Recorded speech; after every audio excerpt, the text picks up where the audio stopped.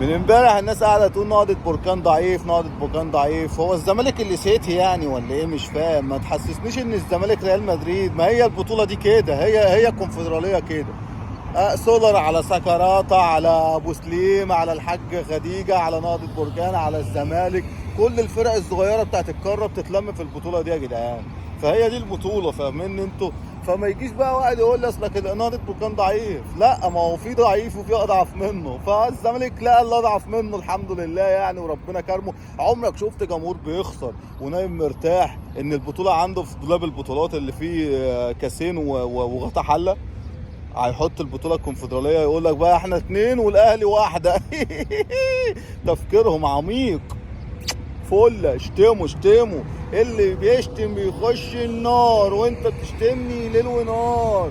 صباح الخير. السحنه دي مش هحرمك منها ابدا يا زملكاوي طول ما انت مش طايقها. باي من غير سلام، احنا هنهزر.